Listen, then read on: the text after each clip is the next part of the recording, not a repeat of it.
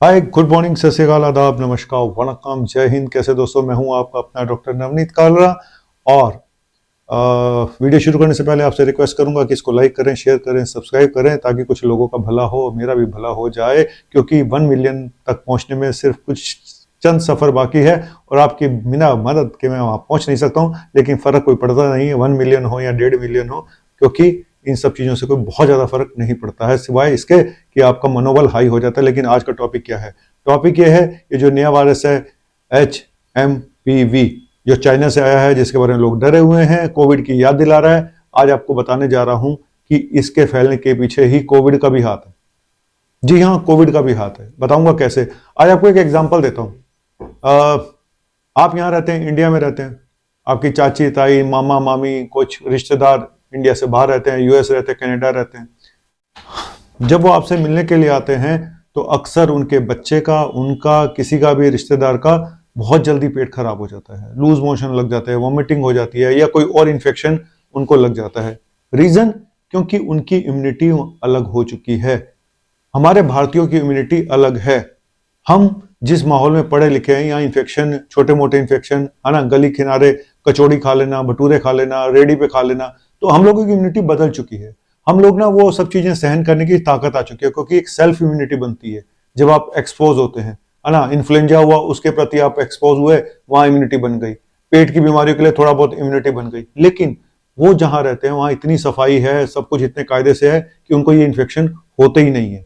तो उन लोगों में ऐसी इम्यूनिटी नहीं बनी होती। इसीलिए जब वो इंडिया आते हैं, उनकी इम्यूनिटी गड़बड़ हो जाती है और उनकी सेल्फ इम्यूनिटी बहुत पुअर हो जाती है ऐसे इन्फेक्शन के खिलाफ जो इंडिया में कॉमन है। तो मैं क्यों बताने जा रहा हूं, इसको आप ध्यान से समझिए। जब कोविड हुआ था तो आपको याद होगा, लॉकडाउन लगा था ना।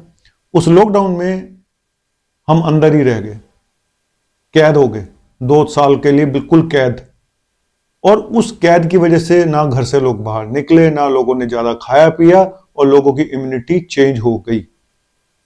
और उस चेंज इम्यूनिटी की वजह से ये जो इन्फेक्शन है, इनके प्रति भी इम्यूनिटी, क्योंकि तब हर इंसान मास्क लगा रहा था, हर इंसान सैनिटाइजर का यूज कर रहा था, तो इन्फेक्शन हो ही नहीं रहते। कोविड के डर की वजह से हमने जो जो चीजें अपनाई, उस वजह से बाकी चीजें सब गायब हो गई, क्योंकि बाकी इन्फेक्शन भी रुक गए, ट्यूबरक्लोसिस भी कम हो गई, है ना। क्योंकि होता तो खांसने से था, ये वायरस जो था ये खांसने से हो रहा था। एक दूसरे, आप उसके पास गए, टच किया, हाथ नहीं धोए, वो आपने करा, तो इन सब चीजों से क्या हुआ, इम्यूनिटी पे ऐसा असर पड़ा कि आप एक्सपोज होना बंद हो गए, और वो उस समय वायरस बाकी भी थम गए, है ना।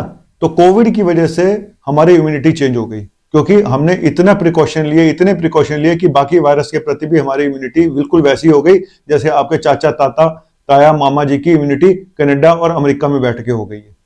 और अब जब एक्सपोज हो रहे हैं, अब धड़ाधड़ भाग रहे हैं, अब फटाफट सबको इन्फेक्शन हो रहा है, क्योंकि इम्यूनिटी खत्म हो चुकी थी हमारी। इन छोटे मोटे वायरस के प्रति भी इम्यूनिटी खत्म हो चुकी थी। अब वो इम्यूनिटी फिर बनेगी।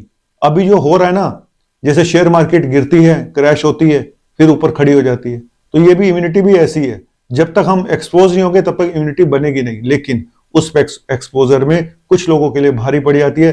फिर बोलूंगा, जिन लोगों को बीमारियां हैं, जिन लोग, जो बच्चे हैं, बूढ़े हैं, है ना, इन लोगों के लिए ये वाले एक्सपोजर कई बार भारी पड़ जाते हैं। तो इसीलिए बार बार बोलता हूं कि अपनी इम्यूनिटी पे ध्यान दो, ध्यान दो, ध्यान दो। आप अपनी हेल्थ को प्रायोरिटी नहीं देते हैं, हम बाकी सब चीजों को प्रायोरिटी देते हैं। हम दारू पियेंगे, बढ़िया वाली पियेंगे, 2000 रुपए, 3000 रुपए की बोतल वाली। लेकिन दवाइयां चाहिए सस्ती, फ्री के दाम वाली, घटिया से घटिया मेडिसिन मिल जाए, फ्री में मिल जाए, हर चीज फ्री में मिल जाए, डॉक्टर के पास जाना ना पड़े, केमिस्ट से दवाई लेके खा लेंगे।